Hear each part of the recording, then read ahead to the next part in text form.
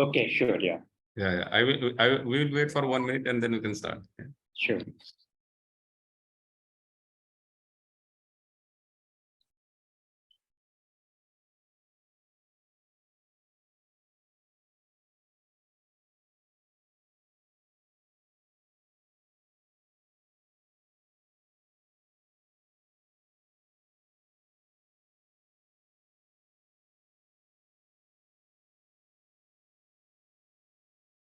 Can you just make me for 1 minute host?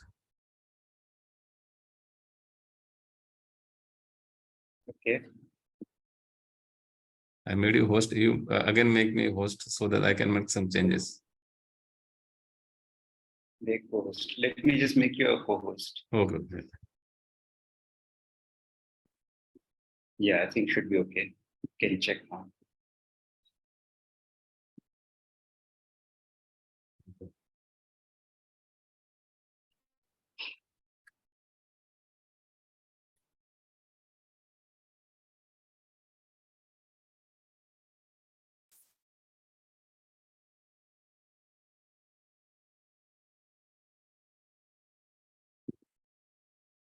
So I think we can start now.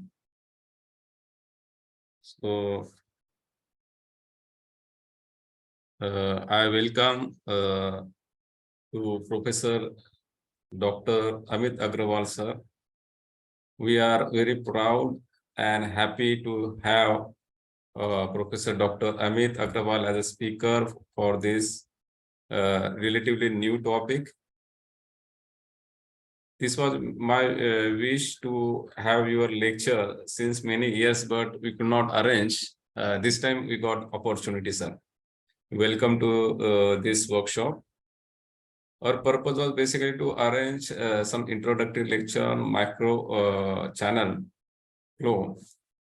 And before going to this topic, what we did, we arranged flow, how is the flow and heat transfer in the macro channel yesterday, so that student or participant can have more doubts, they can ask more doubts and compare the flow in macro channel with our conventional channel. Okay, so I will give the introduction to our today's speaker. Professor Dr. Amit Agrawal completed his PhD from University of Delaware, then completed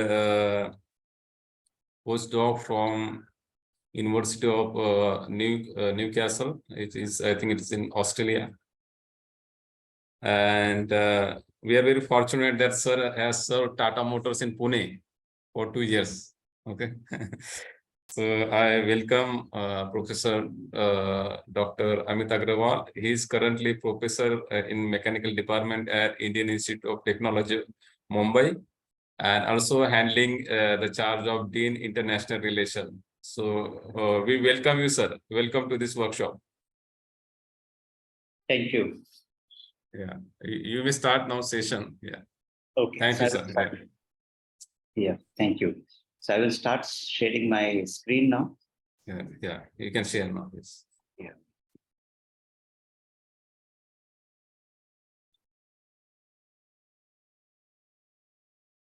So I hope you can see the slides. Yes. Okay, good. So good morning, everyone. Let me first start by thanking Good morning. Yeah. Dr. Sachin for having me here. It is wonderful to have this opportunity to talk to all of you. So I've been working in microfluidics for quite some time, and it is really a great opportunity for me to share some of the exciting developments that are going on in this area. So one can start off by saying, okay, so why should we look at flow in a microchannel? What is a microchannel? Why should we bother about flow in a microchannel? Maybe as an engineer, we have to start thinking about what are the applications that by studying flow in a microchannel can bring us. So that is, of course, one aspect. The other aspect is what is new, what is different. Again, why should we study? If it is, why can we not use our conventional knowledge to handle these flows? Why do we need anything beyond that? So these are some of the questions that arise when we start thinking about this topic. So what I have done here is listed some of the points why we should be interested in microfluidics. And you can see that I have put them as two major categories. The first category is that in terms of applications, and the second one is in terms of physics, which is new. And it is interesting to go through each of them, or at least a overview. Or so in this lecture, because it's like more of an overview, so we'll try to give you some idea of applications that one can have, and also some idea of the new flow physics that may arise. And of course, hopefully that will help you appreciate this subject better and help answer this question, why one should study microfluidics at all. So let me start off with the first application, which is mentioned here, which is cooling of electronic devices. And I know from Dr. Sachin's lecture yesterday that, I mean, you know somewhat about that, and hopefully you will be able to relate to how and why cooling of electronic components, it is advantageous to use microflows or flow in a microchannel when we're trying to cool electronic components. That's the first thing. And similarly, we'll see that there are certain advantages when we try to go for bio micro devices. So I'm sure you have heard of, or you have, I mean, I'm sure you know about glucose meters, which are used, maybe you can see in the pregnancy kits and such things. So these are all small devices which are there, and one can do the testing at home itself without the need of going to the lab or to a hospital and such things. So you can see that a second very interesting application that is now being facilitated, and with better understanding of microfluidics, or phrasing it differently, we can say that if one understands microfluidics, one should be able to develop more of these biomicro devices for a variety of different needs and applications. The third one that is given here is a microthruster / micro nozzle for space application. So we will not be getting to this. Let me mention the application, but let us understand this point also. This is also very interesting. What it means is, if we are looking at space, and of course, space, we know that there are a lot of activities. India also is a very major space player in space, whatever space technology. And of course, we know about ISRO sending successfully sending a mission to Mars. So that means that when we look at, so I mean, there are a lot of things which are active, a lot of activities happening in space. Now, imagine the situation that we have, and I'm sure you know about the International Space Station where astronauts are stationed.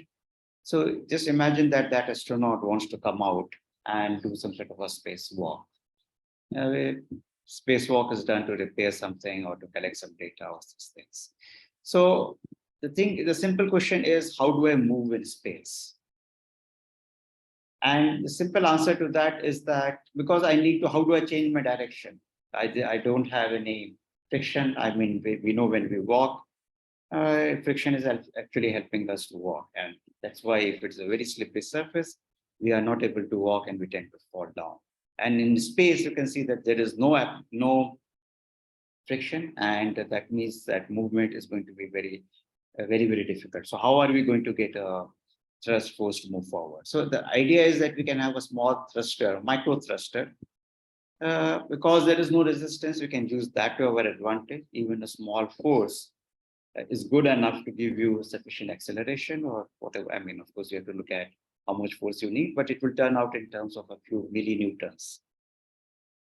So that means you need to expend a very small amount of energy, a small amount of mass. Just take a nozzle, have a gas going out at high speed, and that will give you a thrust force, which you can use for walking in space. Now, when you look at these three, I have chosen three applications. And if you were to look at what is involved, what sort of fluid is involved, you can see some very interesting things comes out. The first one, what do you think is involved? You would have water for cooling, or you would have some refrigerant for cooling. So that is your first working fluid that would be there in the first case. In the second case, if you're looking at a biomicro device, you will be looking at some biological fluid, which could be blood, which could be saliva, which could be urine. Okay, so that's the type of things that you would be looking at in the second case. And the third case, you can again think of what is involved.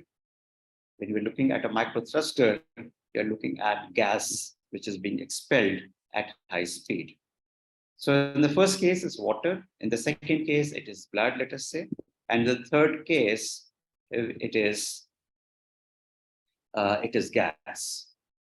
The basic difference between, now between these three categories of fluids, if you have to think about it, one is of course gas, third one is a gas.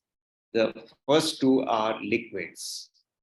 And among the liquid, again, you can see that there is a difference here. I'm just trying to sort of, because this is a simple workshop, we are trying to sort of connect you to the basics that you would have seen. And you can start seeing why what we are studying becomes relevant. So the first thing, you are looking at flow of water, which is a Newtonian fluid, if you recall. Okay, it has a linear stress rate of strain relationship. Whereas in the second case, it is blood, which is also liquid, but it is a non-Newtonian fluid, which means that it does not have a simple linear stress rate of strain relationship. And the third case is, of course, gas, and gases are almost always Newtonian.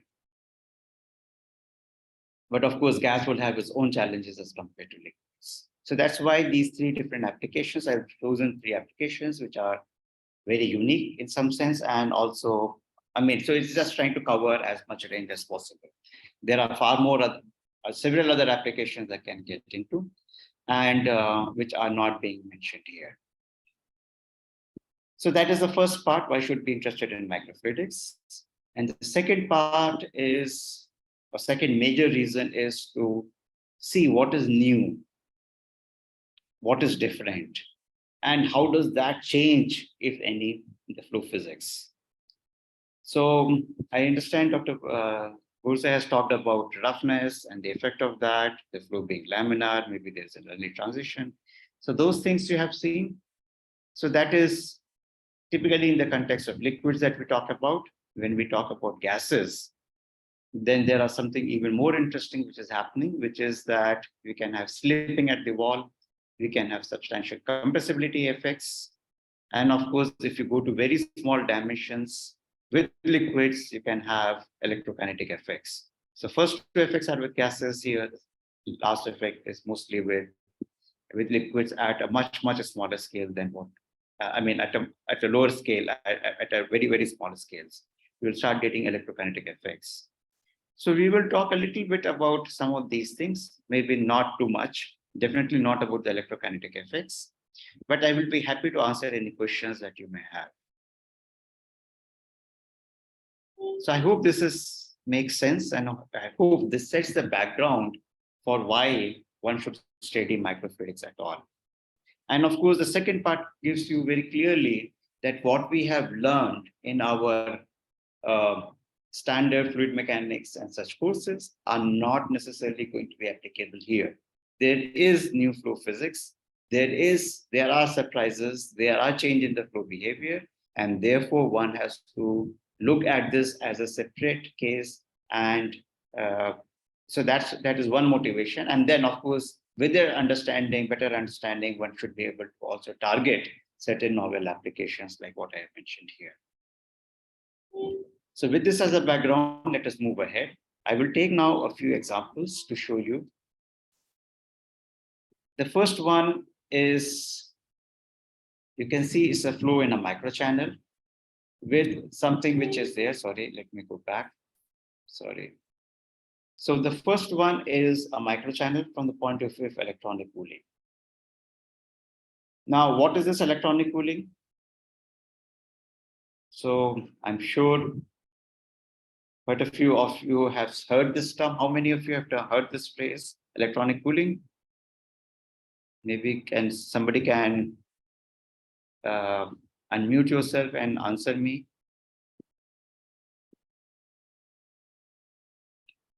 Okay, so Hello, electronic. good morning, sir. Hello. Yeah, go ahead, please. Yeah, sir. Actually, I'm not working in the microfluidics area, but I'm using normal heat sink. Some of the works in modification of the heat sink in improvement of electronic cooling purposes. Okay. Okay. Yeah. So Not in, that is using air as a working fluid, right. but modifying the geometry to improve the heat transfer performance. Okay. Thank you. I think that is very good to know that you're working in with air and heat sink. So you need this sort of heat sink. So I mean, I'm sure a lot of you, even now, are using.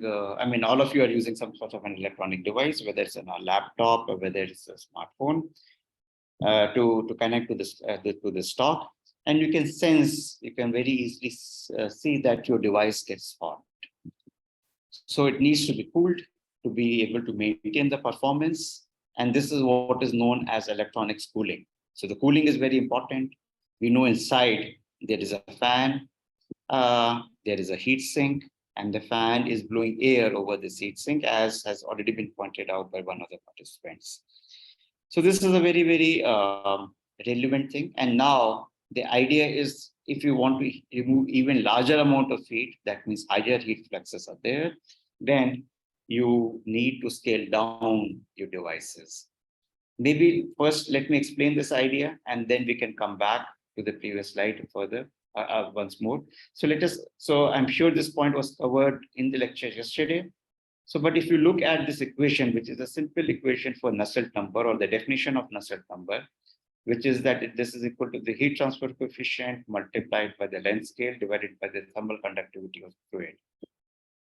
So if you look here, let us say that you are looking at a particular case, okay, which has a particular fixed Reynolds number. So you can take a flow in a channel. We know that when we're talking about flow in a channel, we will have Nusselt number close to 4. Depending on, I mean, this is under laminar conditions, depending on whether it's constant heat flux, constant wall temperature, again, circular geometry, plane geometry, etc. So there are some variations, but all of them, I mean, roughly, let us say the Nusselt number is close to 4. So now if you look at Nusselt number of 4, now this is fixed for you. It's a channel flow. Now, if you start reducing the scale, now what happens? And this simple equation is already giving you that. Nusselt number is fixed as 4. The thermal conductivity of the fluid is fixed. Okay, because let us say you are continuing to use water in all those cases, irrespective of whether it's a large channel or whether it's a small channel. Now, when you have a small channel now, so you can see these two are gone, only H into L remain. So H into L is a constant. So that means as L decreases, my H increases. Okay, so this is a very simple idea.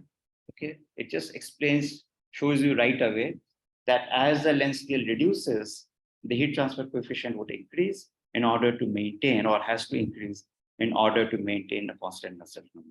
I mean, this is assuming Nusselt number remains constant, and it is not a function of anything, of the length cell itself. Okay, so this is just to, so once you realize this, which is what people did, and that's why they started reducing the scales and started working with microchannels instead of having large channels through which the flow is happening. Of course, so now this slide illustrates these channels, which are very small. So you can see them as thin lines.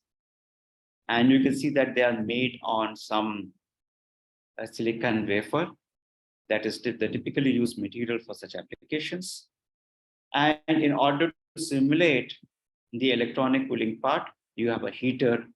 So you can see that this wafer, which is very thin, it is as thin as a quarter of a millimeter. I mean, so or of that order, at least, let us say a millimeter or so. So you can see that this has a heater on one side and it has the microchannel on the other side.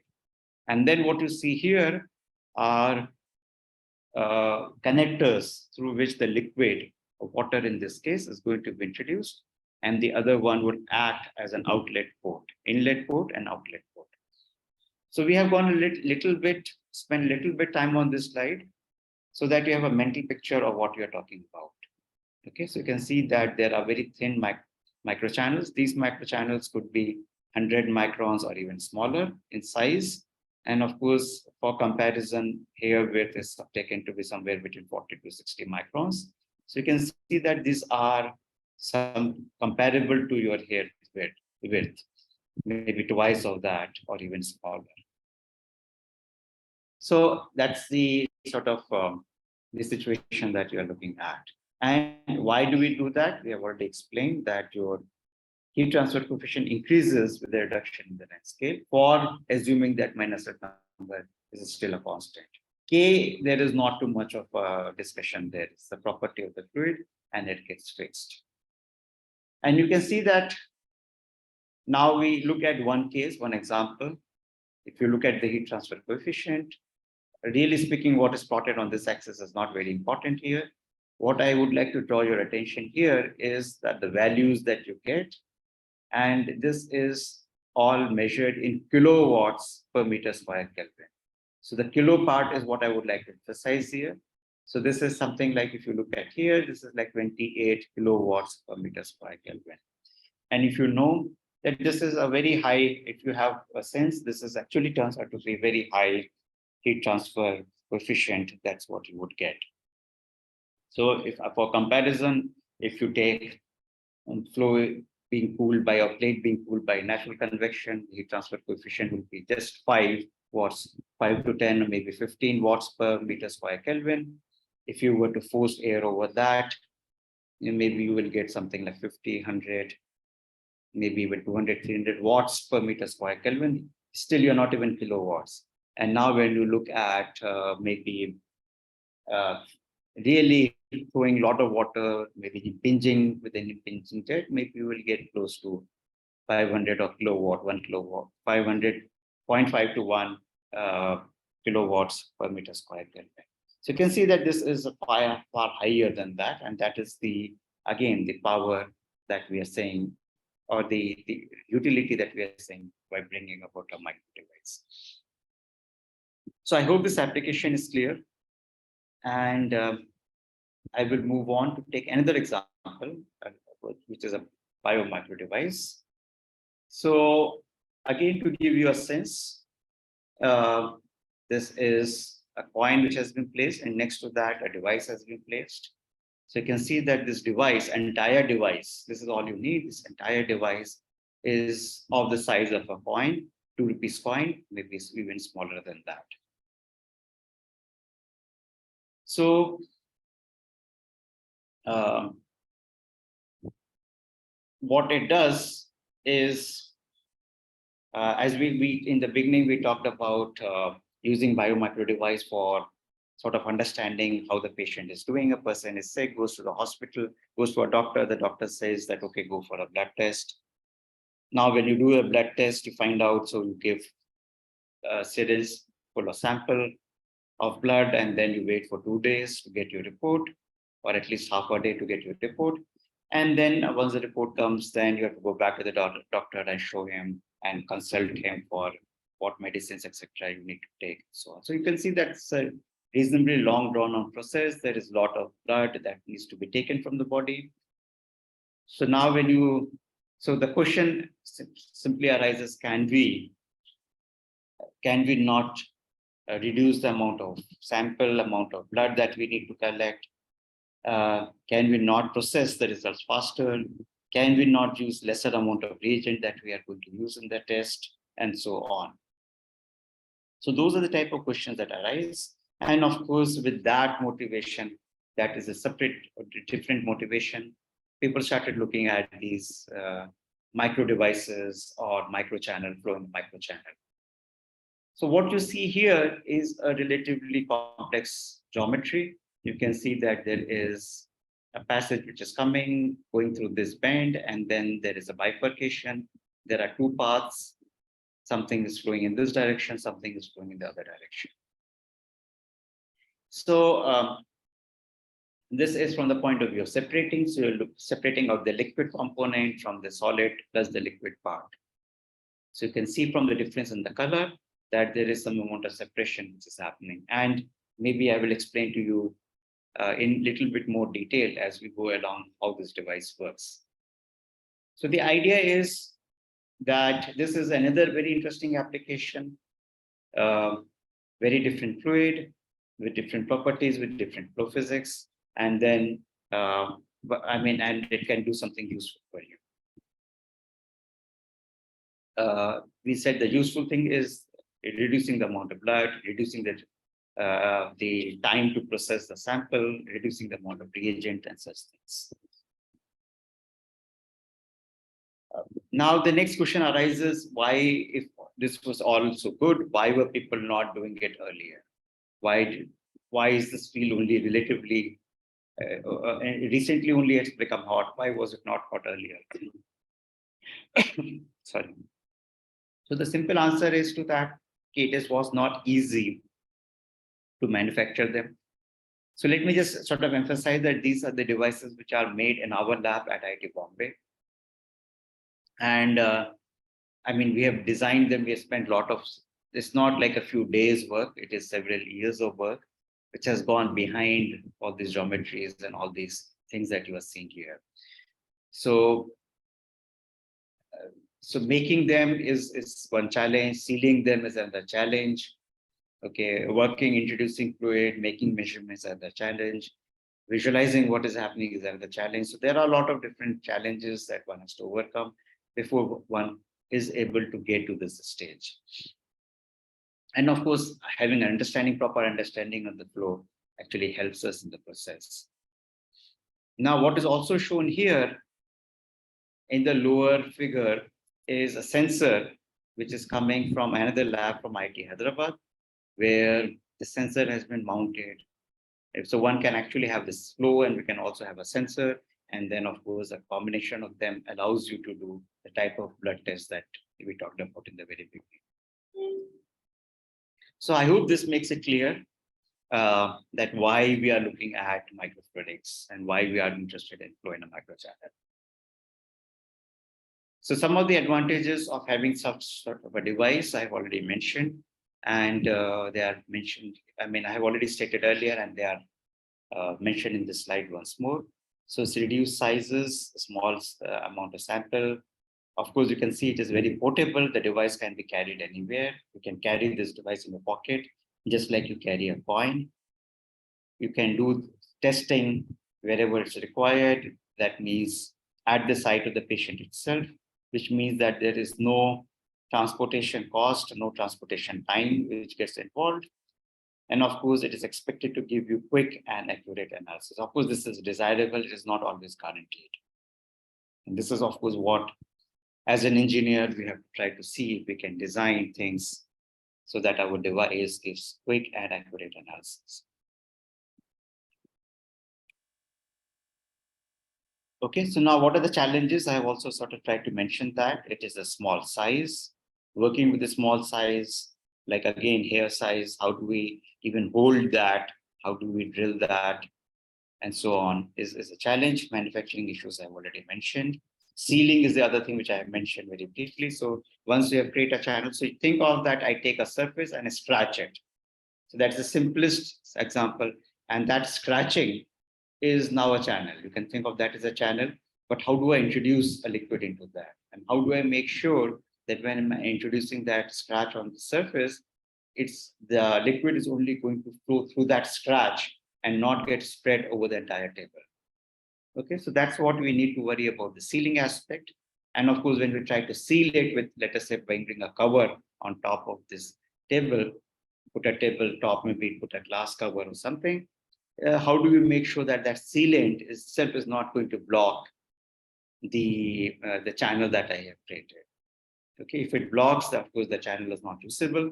But then there is an other case possibility that the channel, in the process of trying to seal, the sealant has not gone all the way into the channel and blocked it, but it has gone slightly or partially. So it has now changed the dimensions of the channel through which the flow is actually happening.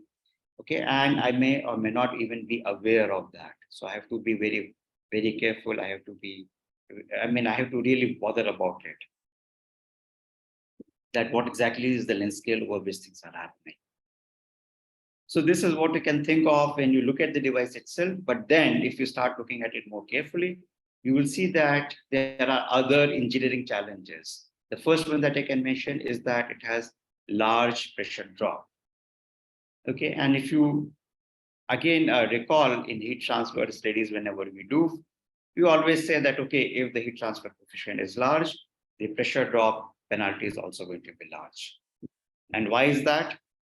It's because you have a large surface over which the heat transfer or large surface area to volume ratio, which is what happens in a small scale. That is what leads to a large heat transfer coefficient, but the same thing also leads to a large friction on the walls, which means that there is a large amount of pressure drop that the devices are going to encounter. Okay.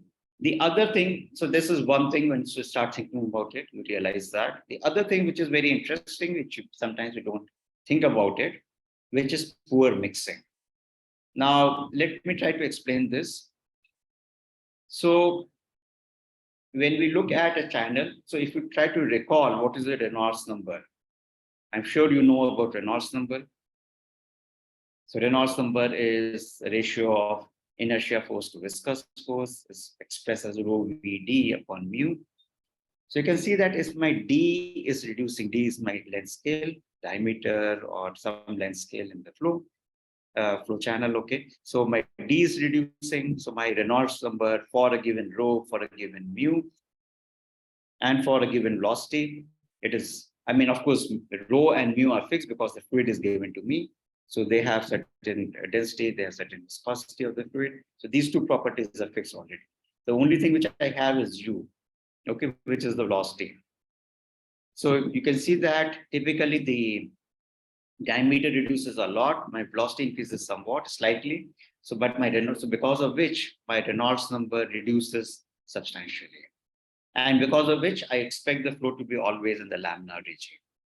So if the flow is laminar as compared to turbulent, now you think of a simple example when we take coffee or tea, which we are drinking every day, and we're pouring milk to that. Okay, so we may or may not be doing this every day. We typically mix the two things in our pan itself at the time of making. But let us think of, I mean, sometimes we take black tea and then we take white milk and we mix it up in our cup itself rather than pre-mixing it. Now what happens? Okay, we see that that is not going to be sufficient. When we mix it, you cannot just drink that. We take a spoon, we put that inside, and we stir the things. Stir this tea or coffee that we are making. So why are we doing that? It is to improve our mixing. So earlier you can see that it was only laminar mixing that was happening or laminar diffusion that was possible. Now we are trying to bring in, by stirring it, we're trying to bring in the turbulent aspect of that. Okay, so we are trying to create additional motions inside the cup, which helps to mix things up. Now you can see that, and of course, so now you can see that, why we need mixing, why mixing is poorer in case of laminar. And we know that laminar versus turbulent is related to your Reynolds number. Okay, so in a channel, Reynolds number, critical value of Reynolds number for the flow to transition from laminar to turbulent is something like 2300. Of course, this is not a universal number. It depends on the geometry. So if you look at flow of a flat plate, it will be of the order of over a few lakhs. If it is some other geometry, like maybe a flow over a heat sink, it will be some other number and so on. So you can see that there is going to be always some particular value beyond which the flow will transition from laminar to turbulent. But what we are realizing, what we have already argued, that flow in a microchannel, and we have is going to be corresponding to low Reynolds number. The Reynolds number corresponding to flow in a microchannel will be low. So that means I will be in the laminar region. And we have seen that that is why I will have poor mixing.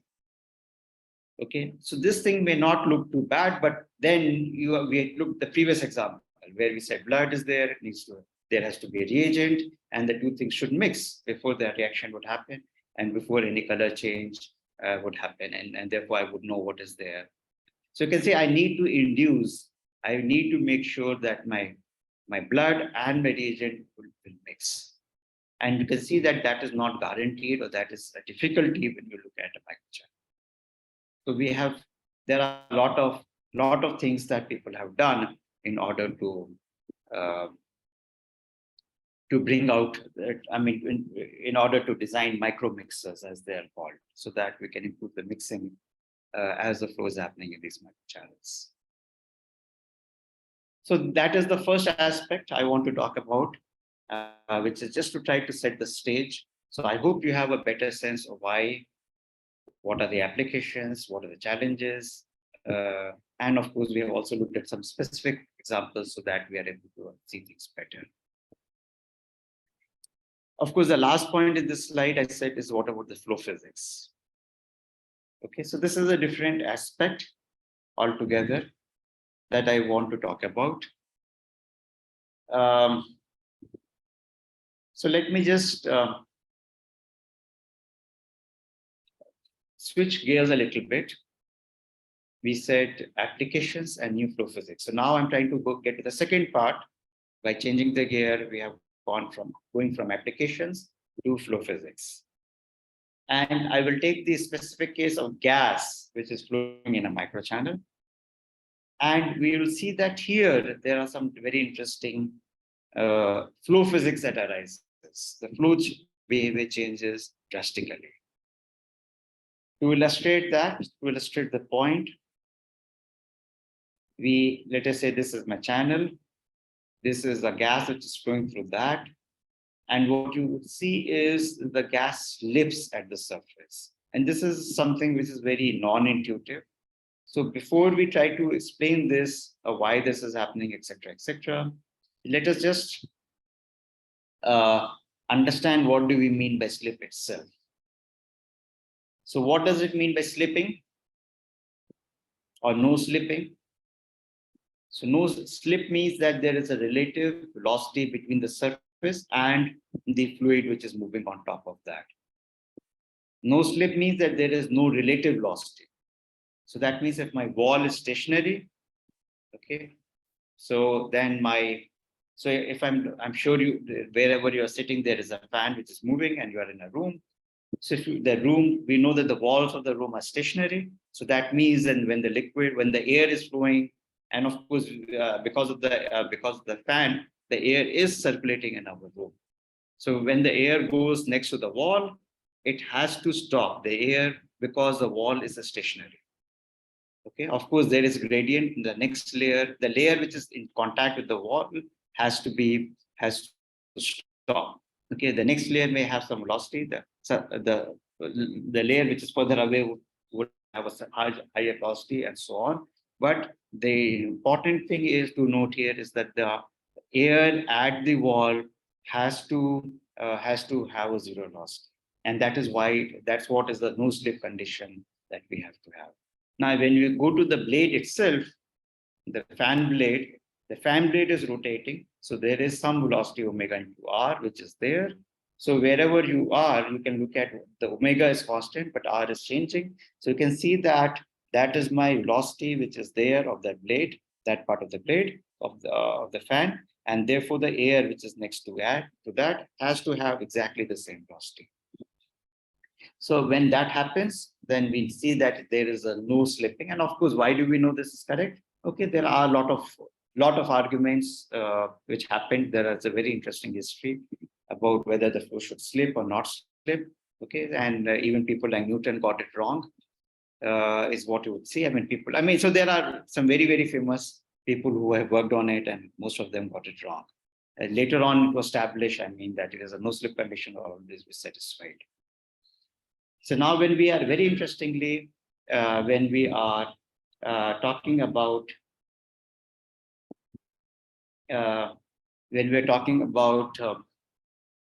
the gases flow in a microchannel, you will see that there is a finite slip that actually happens at the walls. Okay. And there is also a lot of compressibility effects. Maybe I will not have time to explain this compressibility effects in too much detail here.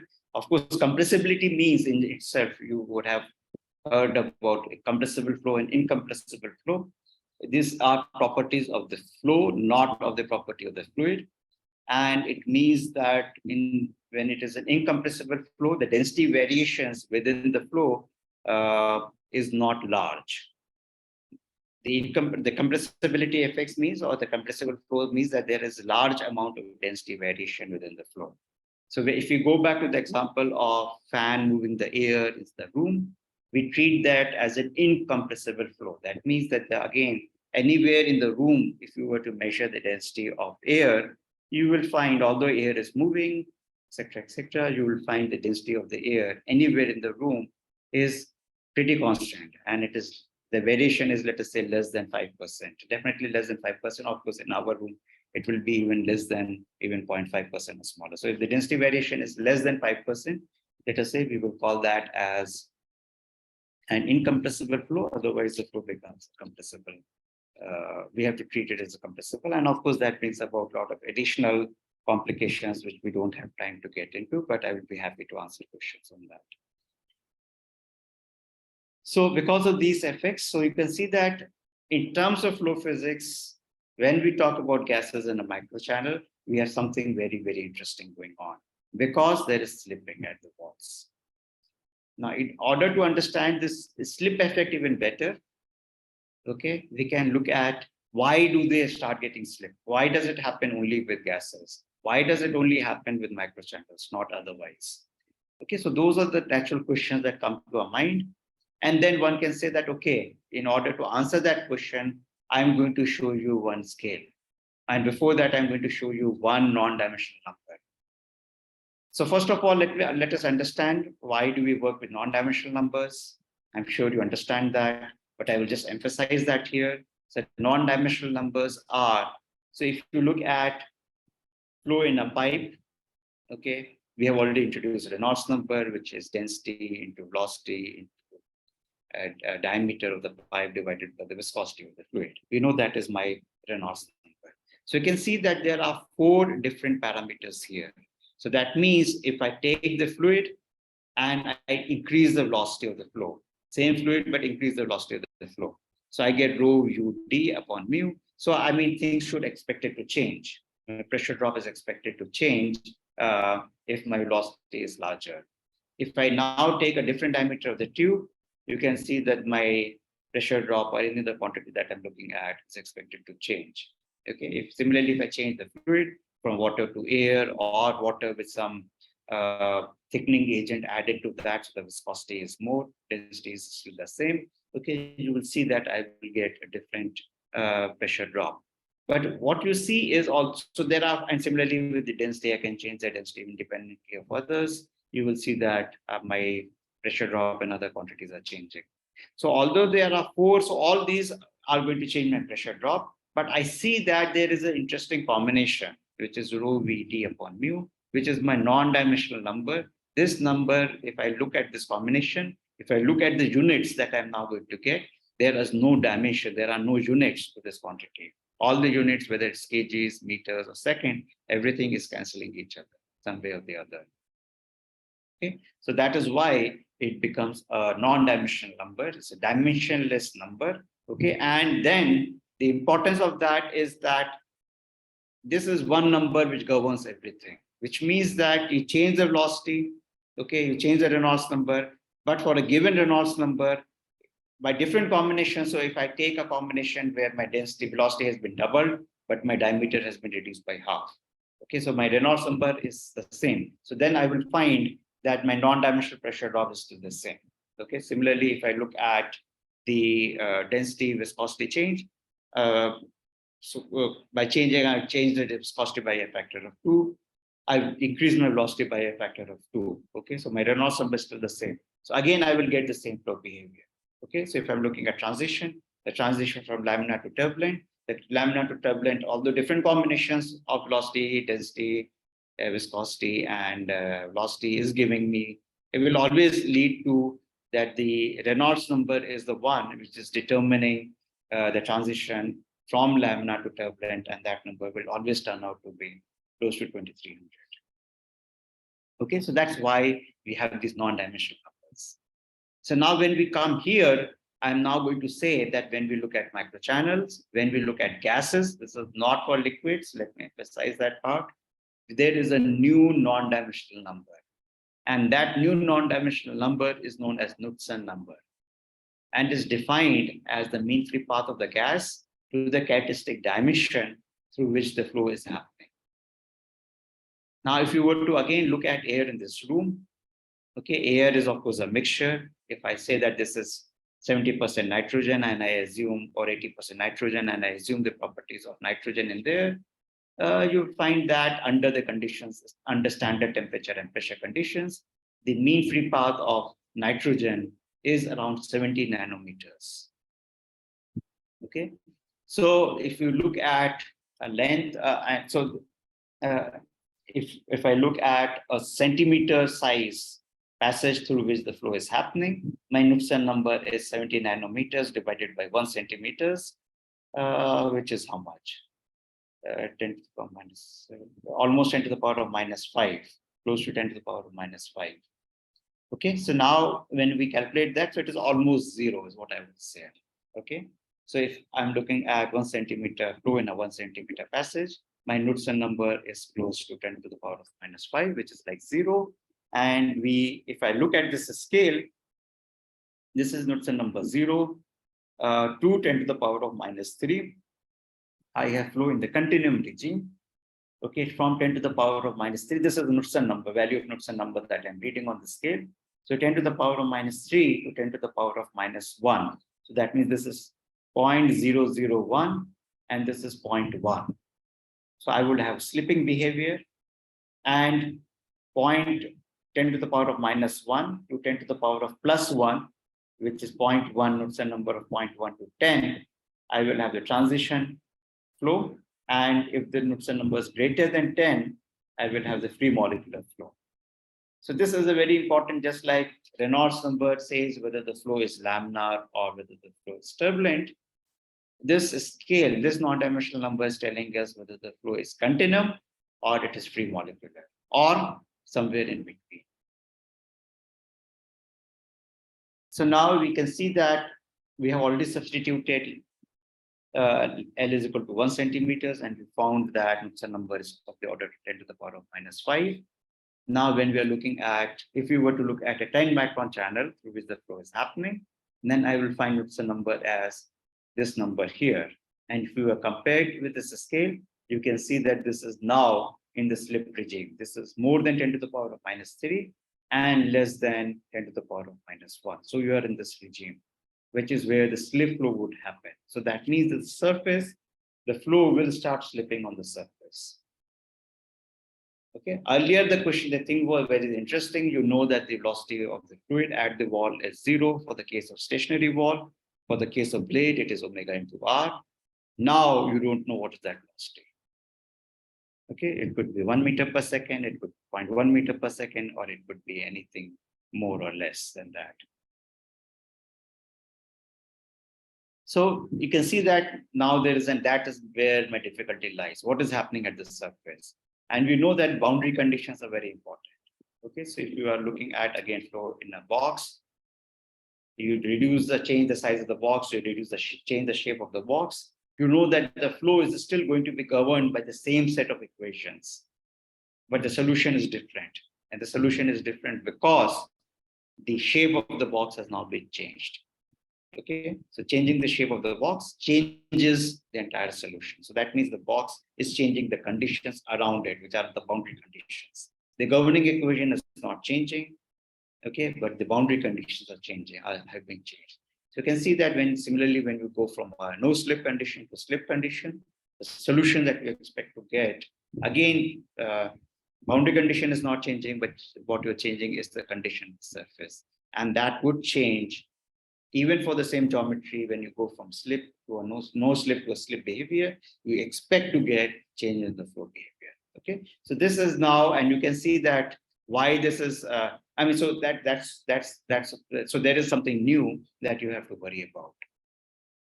So that's the message that I'm trying to give.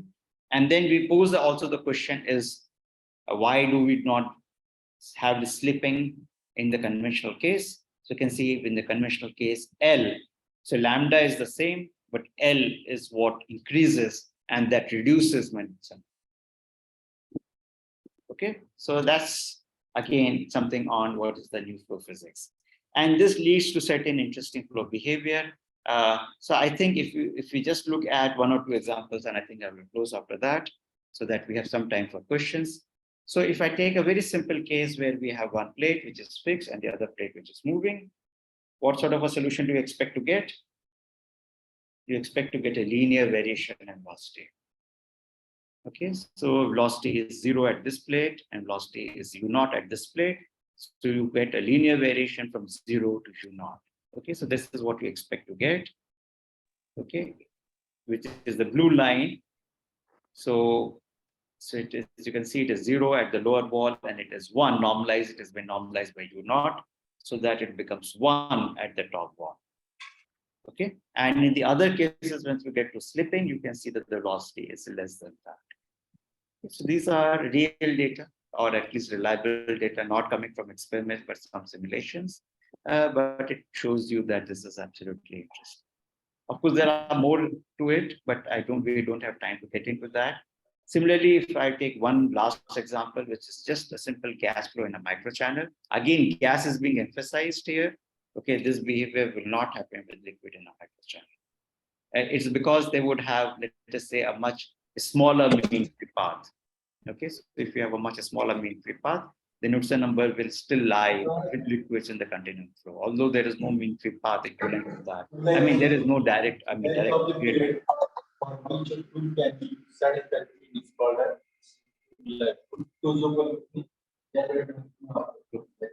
Okay, I'm not sure if this is a question, but I will just continue here and finish it off. Okay, so the final, again, you can see that the flow is expected to be parabolic. In a channel flow, we know that the velocity profile is parabolic. Here you will see that the flow is parabolic. We have substantial velocity slipping at the wall. So I think this is what I will stop. I will stop here and we can ask questions. And of course, if there is wherever there is more interest, I can elaborate on. So if we have to very quickly recap, we have tried to give you a sense of where do we use microfluidics, how that is important, what are the new things, what are the new applications, and so on. So whether the slip is only occurring for gases or it is also possible for liquid? Yeah, for liquids, typically it does not happen. Okay. Mm-hmm.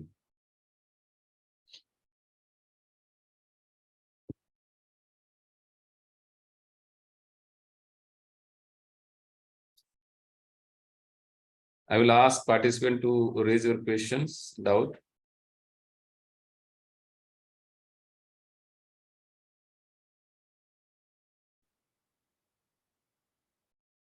Yes, please. Is there any doubt?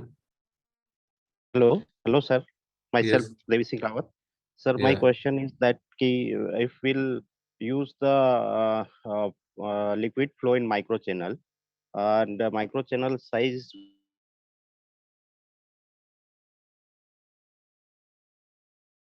Yes. Oops. Sorry, I did not understand the question. What is the question and microchannel size? Please repeat the question. Hello, sir. Up to what limit a TARI we may consider as laminar flow in microchannels?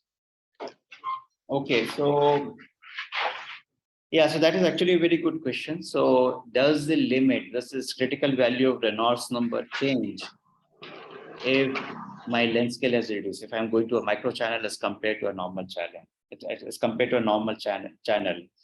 So if you look at the literature, there are a lot of contradictory reports. What people seem to have reconciled is that there is no difference on the transition Reynolds number. So that means if the critical value of Reynolds number for the geometry that you're looking at is 2300, it still remains as 2300 when you go down. This is with liquid flows, and this is with in a microchannel. If you go to a microchannel with liquid flow, you expect to get the same behavior. Okay, thank you. The same answer, yes. Hello, good morning, sir. I am Shantanu from MIT Aurangabad. Thank you for the nice session. My question is, in microchannel, when we introduce a working fluid into it, whether the orientation, the way the openings are there, whether that affect the, whether that will affect the flow, how that flows to that microchannel, whether Yeah, they're that's normal actually to the. yes. So that's actually a very, very good question. And the way to look at it is that you have to look at the orientation and say that orientation is like will give you a gravity force. So now we can think of what type of forces do we have. So we have like pressure, which or pressure difference, which would, or you can have frictional force, which acts on the surface. Okay, you have gravity or magnetic force, electric force, which acts on the volume, and you have line forces like surface tension. Okay, so you have three types of forces: volume, body force, or body forces, and we have like surface forces, and we have line forces. And if you look at how they scale, so body force is going to be a volume because it is dependent on volume, it becomes L cubed. Okay, the surface force will scale as L square. They are proportional to area. And the third one is proportional to length, so they will scale as L. Okay, so you have L cubed force, body forces, gravity is a body force, it scales as L cubed. Okay, friction, your pressure, these are all surface forces, they will scale as L squared. They are proportional to your area. Okay, and your length, length, surface tension force, which is proportional to your length, will scale as L.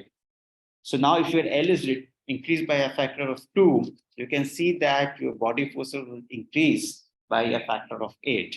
Your weight would go up, increase. If I take a person and I mean, as the child grows from, or let us say I take a cube and I just change the size of that cube.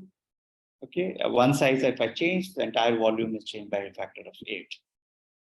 Okay, and so that's how the body, that's how gravity would work. Now, if I look at the surface area, again, it becomes 4. The surface tension force will increase by a factor of 2. But now that is what happens. But now you can also look at the interesting case when L is half. Okay, so when L is half, then L cubed becomes 1 by 8. Okay, L square becomes 1 by 4. And then, of course, L is 1 by 2. So you can see if L is 2, then L cubed is 8. If L is half, then it is 1/8. So now the message that I'm giving here is that if L is large, okay, L cubed is much stronger than L square and it is much larger than L. That's what you would find. And if L is small, the reverse happens. Okay, and now to come back to your question. So you can see that your gravity is not going to be very important at the small scales because it's an L cubed force. So it is going to be mostly dominated by your L square and L forces. Okay, so that is why typically the orientation of the channel will not make a very important role for you. You can orient the channel in any which way you want, and the end result that you will get should not matter, will not change. That, and of course, this is also what has been seen in practice as well. The argument has already been given why. Okay. Thank you, sir. Thank you so much. Hello, sir. Yes, please. In the Navier-Stokes equation, we consider body force, that is gravity, pressure force, viscous force. So at the micro level, will the surface tension force will affect much as compared to these forces? Yes, that is why, that's right. And of course, capillary forces, as we know, become very, very important. Of course, we know that, fiber and all, why do you have a strong capillary force? So fiber is reducing the length scale. Okay. And that is why we have a very strong capillary force in there. Similarly, if you look at boiling, where you are creating a lot of surfaces, surface tension is very, very important in there. And of course, so to answer to your question, yes, the equations, overall equations do not change, but do you mean to say that we need to include in the Navier-Stokes this surface tension for additional? See, that is also again a good question. See, when you want to look at treatment, let us not bother about whether it's a microchannel or it's a normal channel. Mhm. How do we introduce surface tension into the equations? Mhm. So there are always, I mean, that's the basic question that you are asked. Now, typically, what it is done, it is added as another source term in your governing equation from the point of view of simulations. But more interesting, what is more correct is to introduce it to a boundary conditions. Okay, so if you have a liquid droplet surface sitting on a surface, you know that there is going to be a surface tension which is going to be there along the periphery of the drop, and that's where you have to. So when you write your boundary conditions, that's where you have to your surface tension will appear. Okay. Mhm. So, and the same thing is applicable even at the microchannel, so the microscales. Okay, sir. Mhm. So is there any question from participants? Good morning, sir. Yeah, good It morning. was really a nice discussion, and I have one query that can we improve mixing by providing surface roughness? Yeah, again, that's a very good question. So can we improve mixing by surface roughness? Yes, so this has been tried. Now, instead of having random roughnesses, people have tried to give it organized or the roughness elements in an organized manner so that one can get the desirable effect. Yes, so that is what people have tried. And of course, there is quite some work in that part. And there is particular geometry I can point you to if you're interested. This is known as herringbone, HERRING, and bone, BONE, bone structure, which is there. So which people have found it to be very effective. It is like V-shaped, but it is asymmetric. So V is not at the center of the channel, but it is slightly offset. And there are a few of them, and then you offset it in the other direction, and you create a pattern like that. So this is one geometry which I know that has turned out to be very effective. So this is creating roughness element, but creating it in an organized way. So I hope that answers your question. Thank you, sir. Thank you so much.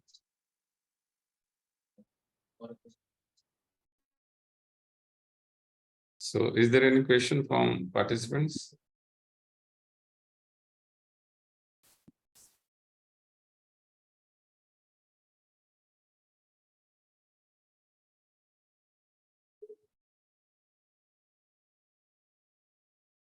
I think there is no question from participant. So I thank from the Imperial College of Engineering and Research to Professor Dr. Amit Agrawal sir for spending the time on discussing the very curious topic that is the flow in microchannel. I thank you from our management for spending the time, sir. Thank you, sir. Thank you, everyone. It was very nice to have this opportunity to talk to all of you. And thanks to Dr. Sachin for organizing this lecture. Thank you, sir. Yeah, thank you, sir. Yeah. Have a great day Okay. ahead. Okay, bye, Bye. sir. Yeah. Bye.